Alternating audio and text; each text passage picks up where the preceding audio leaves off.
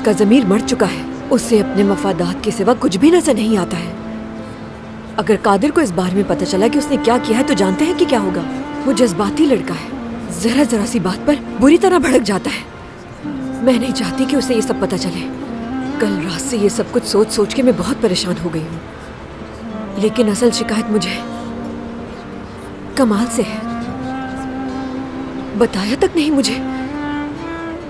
आपको लगता है उन्होंने सही किया? और भी बहुत सी चीजें हैं जो कमाल ने आपको नहीं बताई, सिर्फ अपनी हद तक महदूद रखी।